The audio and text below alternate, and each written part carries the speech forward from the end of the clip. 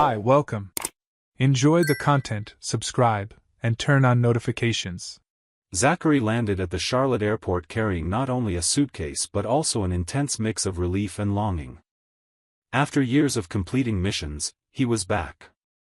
All he wanted at that moment was to hug his kids and reunite with Vanessa. The plan was simple: pick up the car, stop by the boys' favorite coffee shop, buy those cookies they loved, and finally arrive home as a surprise. At least, that's what he imagined. In recent months, communication with Vanessa and the kids had been a bit different. The messages weren't as frequent, and when they did come, they seemed empty, automatic, lacking the emotion they once had. He noticed it, felt a little anxious, but tried to convince himself it must be just the distance, the exhaustion, the heavy routine, and that in person, everything would go back to normal. After all, that's what always happened. When he was away, things got a little cold, but it only took coming back home, hugging the boys, looking into Vanessa's eyes, and everything would fall back into place. As he walked toward the baggage claim, he pulled out his phone to let them know he had arrived. As soon as he turned on the device, he noticed a single notification, a voicemail. Right away, he imagined it was some kind of greeting from the kids, one of those messages they used to record when he was away. He put on his earphones and hit play. But as soon as he heard the voice, he felt as if the ground had disappeared beneath him. It was Vanessa. Only it wasn't the sweet voice he knew. It was cold, dry, calculated. Her words came like stabs to the chest. She said the locks had been changed, that the kids were fine but preferred not to see him, and to make it very clear, it was over between them. No room for conversation, no margin for doubt. Direct, cruel, final. For a few seconds, he stood still, staring into nothingness, trying to process if he had heard correctly. His brain tried desperately to make sense of it all. He thought maybe it was a mistake, an impulse, a temporary crisis. It didn't make sense. They argued, like any couple, but never, not once, had she shown anything so extreme. And the kids? How could they not want to see him? It simply didn't compute. He tried calling her right away. The call went straight to voicemail. He tried again. And again. Same result. He took a deep breath, swallowed hard, and while pulling his suitcase, tried calling the house phone. Call cut off. His heart raced. This couldn't be real. He grabbed the contact for his oldest son and hit call. Call rejected. He tried the youngest. Also rejected. Panic started tightening his chest. His breathing grew heavy. It felt like he was being punched over and over, without time to react. He got into the car and headed straight home. Every mile felt heavier, more suffocating. When he turned onto the street, he saw the house. It was there, just as he left it. At least, on the outside. He parked the car, got out, walked to the door, and tried turning the doorknob. Locked. He tried again, as if that would change anything. He rang the doorbell.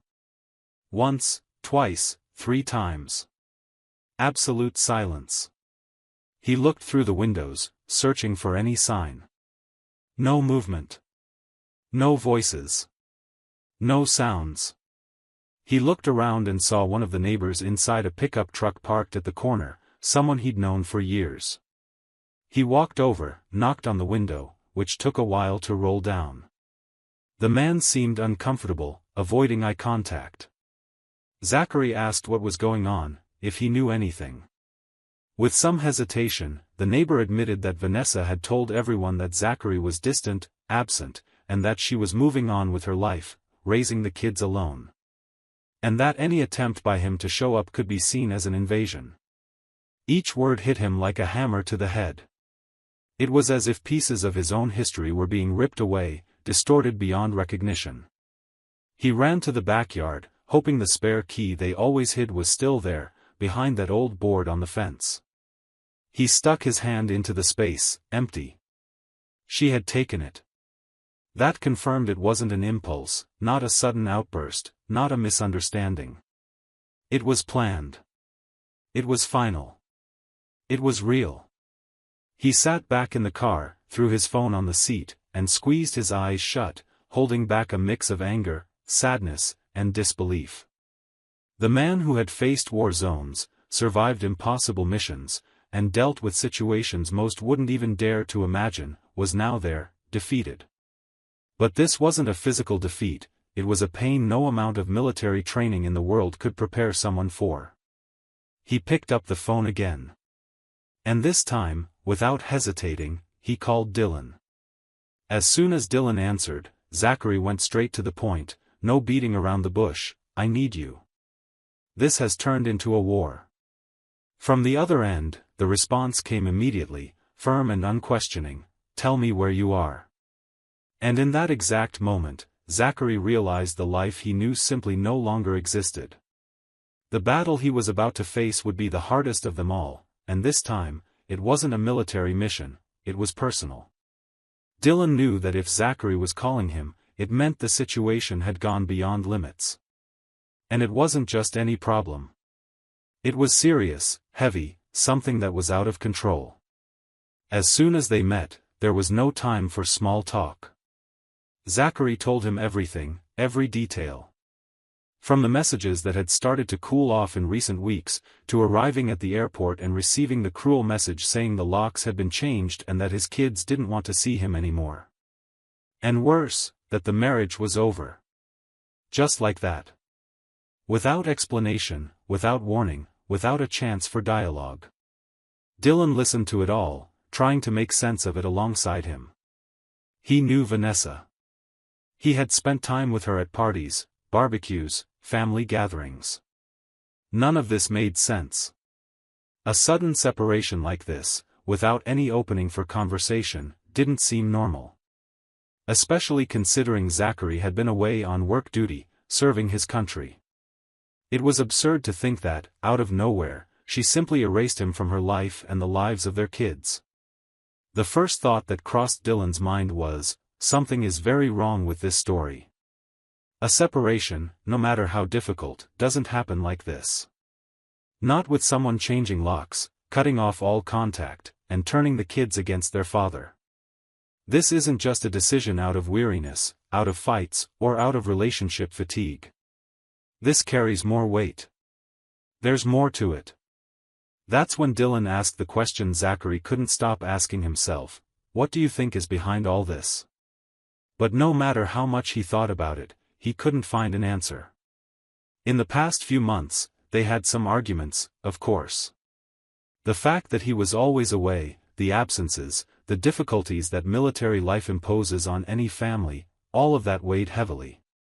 But he never imagined it would be enough reason for her to take such an extreme step, especially involving the kids. That's when they decided to dig deeper. They needed to understand what was really going on. If she wasn't offering an explanation, then they would go after the truth themselves. But they couldn't just start asking around. That would only make things worse, potentially leading to accusations, bigger fights, and even jeopardizing any possibility of resolving the situation in court.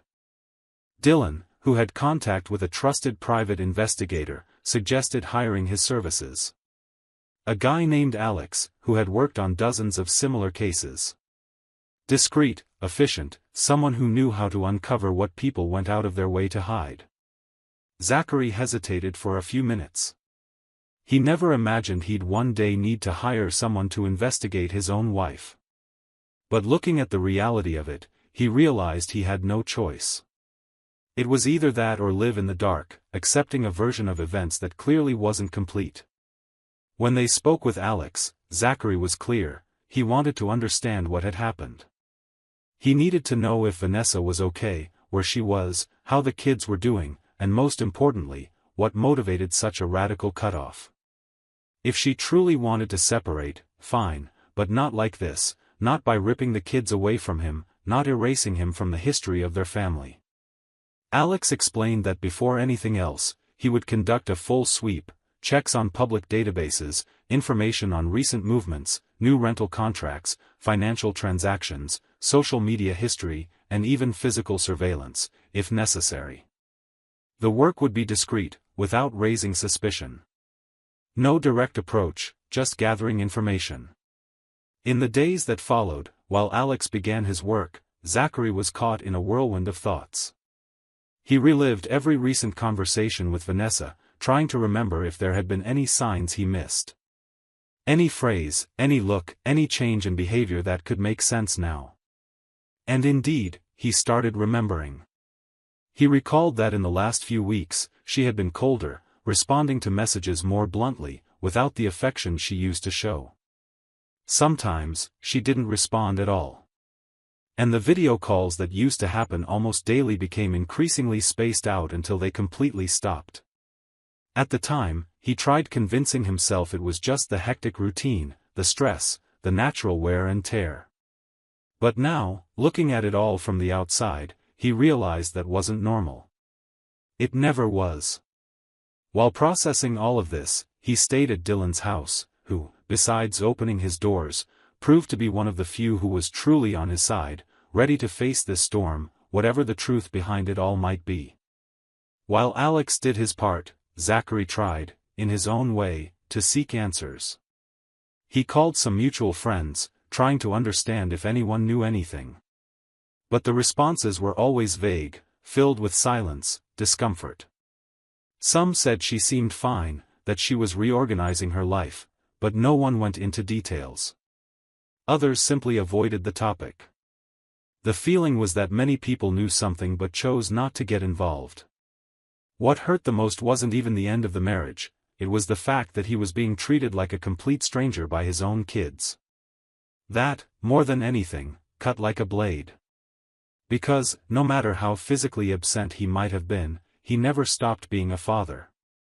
He was always present in their lives, even from afar. He always called, kept up with them, participated however he could. And now, it was as if he had never existed. As the days passed, Alex's report began to take shape. And Zachary knew that when it landed in his hands, his life could change completely. Because by that point, he had already understood one thing: this wasn't just a simple separation. It was deeper, darker.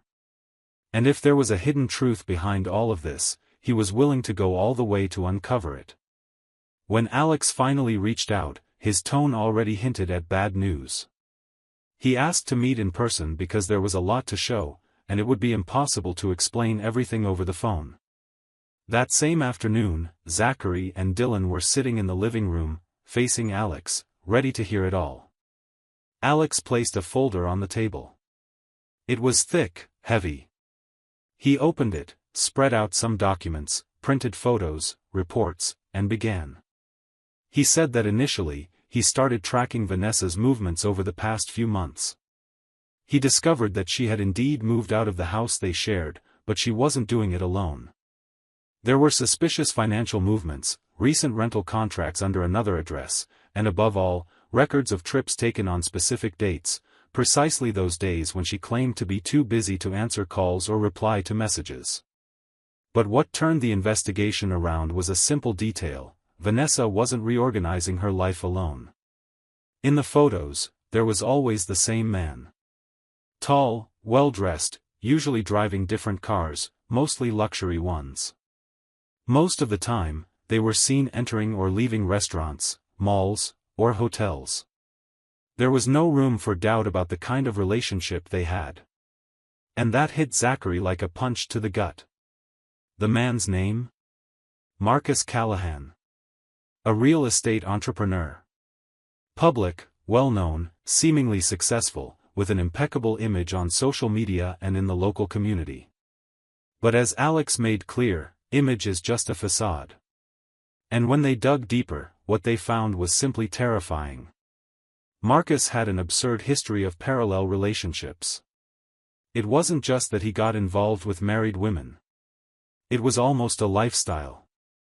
They found records of at least 4 recent cases, all following the same pattern.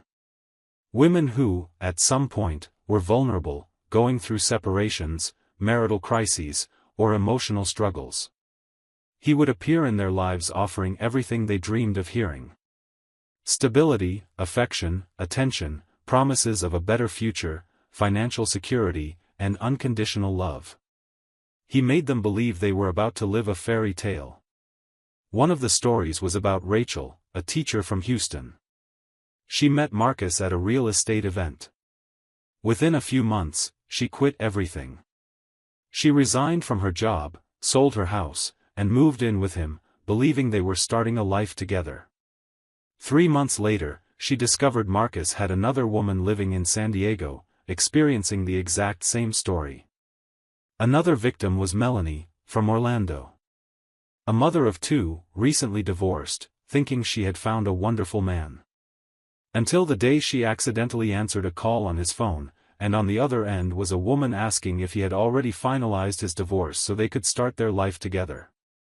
Right then, she realized she wasn't the only one. And it got worse. Beyond the relationships, Marcus operated an extremely sophisticated financial fraud scheme. The pattern was almost always the same. After gaining the women's trust, he subtly convinced them to open joint bank accounts in international banks, typically in tax havens like the Cayman Islands, Belize, or Luxembourg, under the pretext of asset protection, dollar investments, or starting a company to ensure the couple's financial security. In practice, he used the victim's personal data to set up legal structures abroad, such as offshore companies and shell corporations.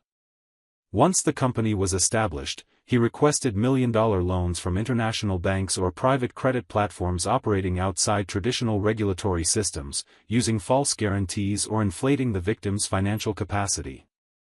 Many of these institutions, located in jurisdictions with low fiscal transparency, didn't require rigorous in-person validation, just digitalized documents, corporate contracts, and sworn income declarations.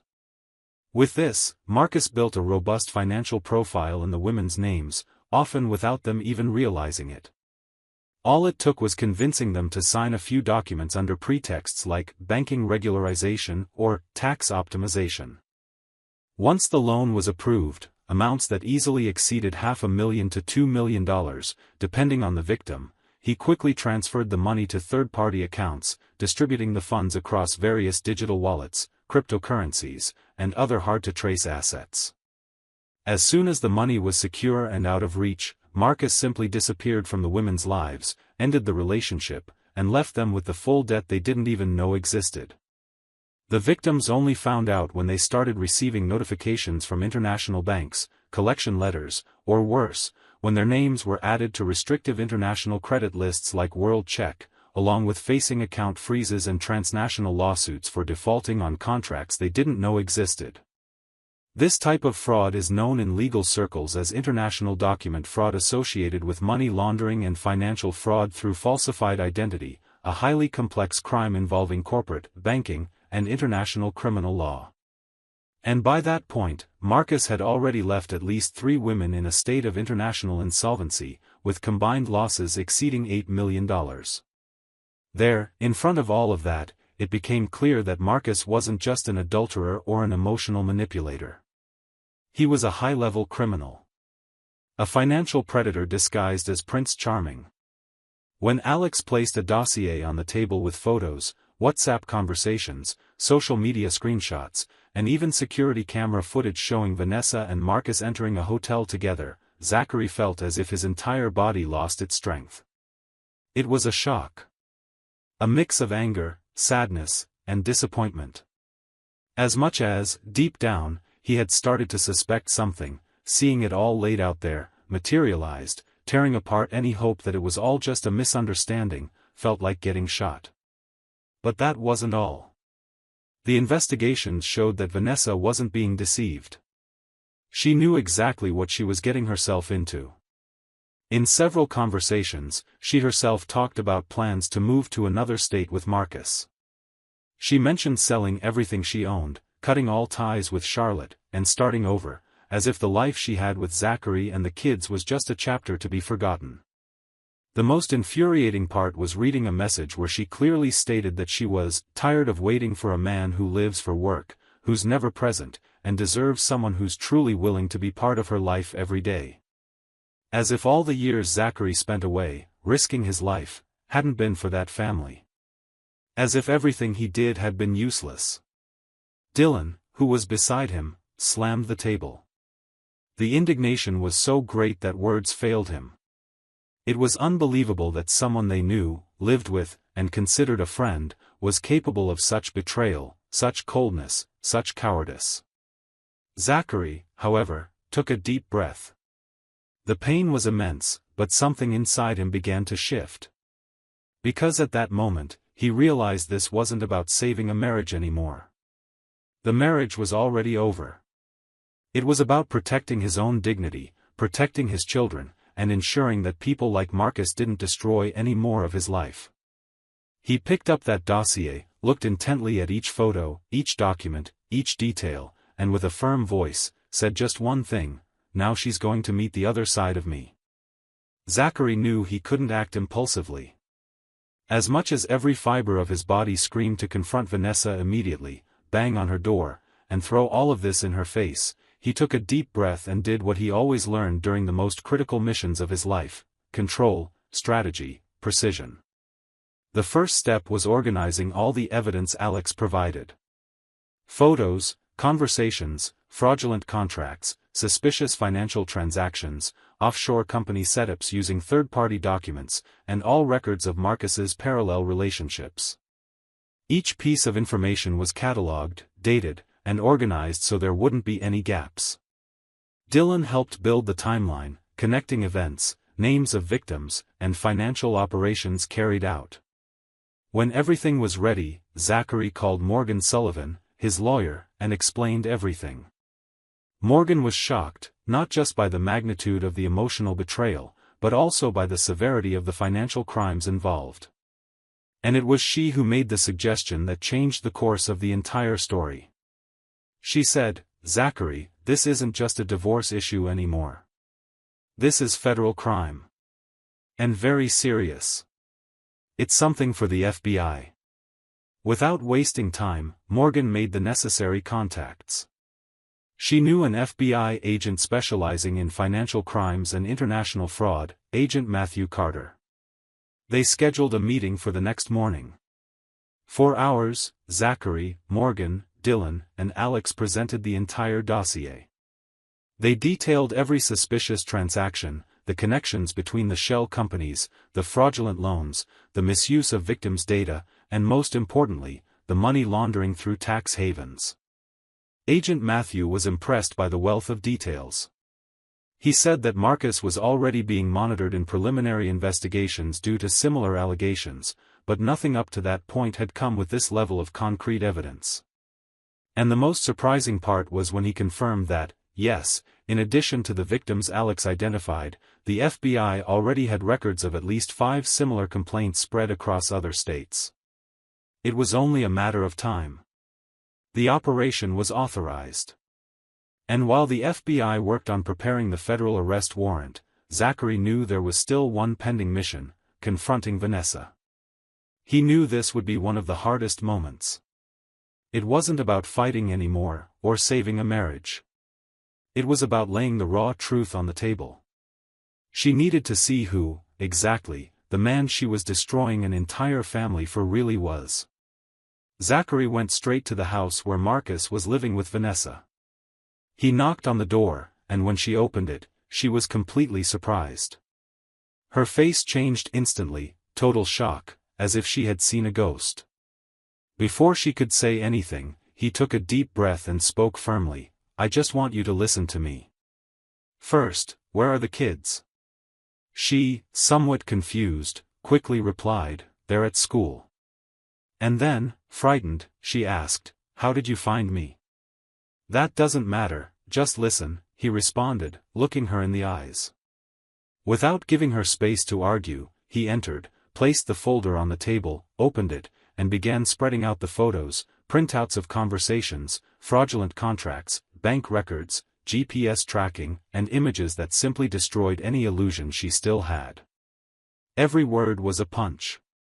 He revealed who Marcus was, explained the pattern of behavior, showed the history of frauds, the women he had financially destroyed, and the fake companies set up using the victims' data.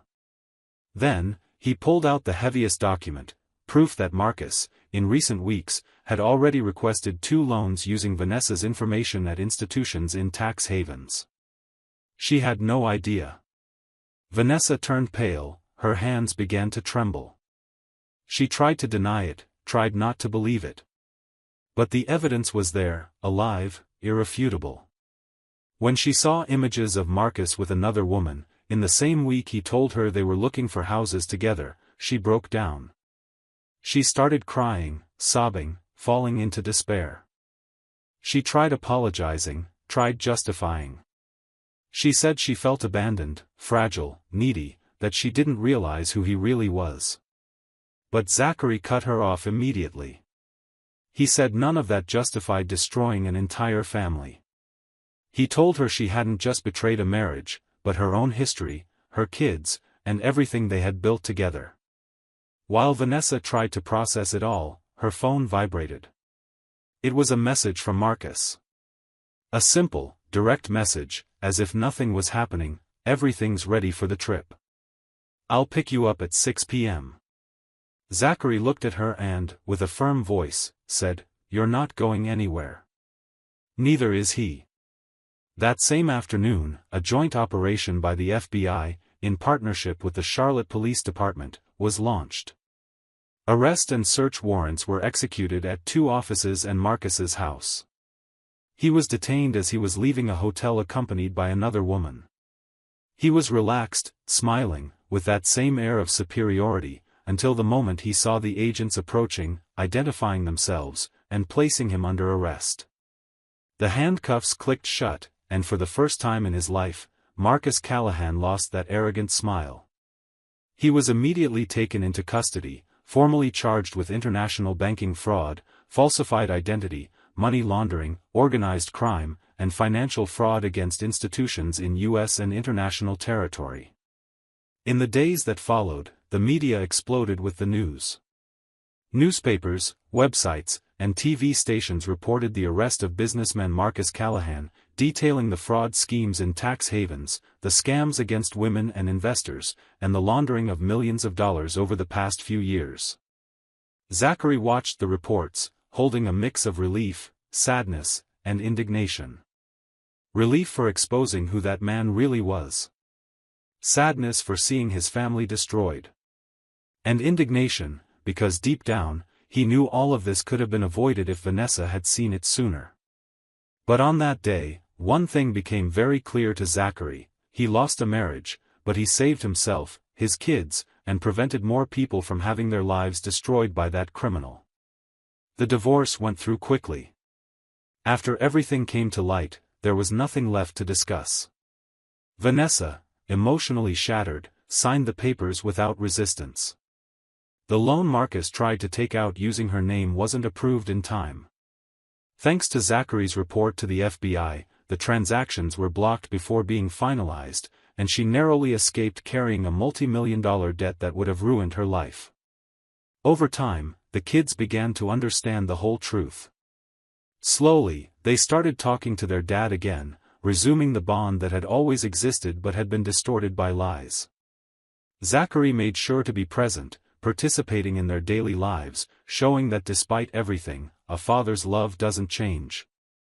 To be closer, he rented a house just a few blocks away from the family's old residence. Vanessa moved back into the house she once shared with Zachary and the kids. But now, everything was different. That woman who used to flash smiles, greet neighbors, and seem to have a perfect life, was now seen in a different light. People looked, whispered, judged. The neighbor's gaze was no longer the same, and she felt the weight of her own choices. And so, life went on. Each person on their own path, carrying the marks of what happened. Zachary, stronger and more aware of his own worth, moved forward, surrounded by his children and the people who truly mattered. Vanessa, on the other hand, learned the hardest way possible that sometimes, one wrong choice doesn't just destroy a marriage, it destroys a reputation, a history, and a part of your own soul. Thank you for watching the video. If you enjoyed it, don't forget to subscribe to the channel and turn on notifications so you won't miss any updates. See you next time.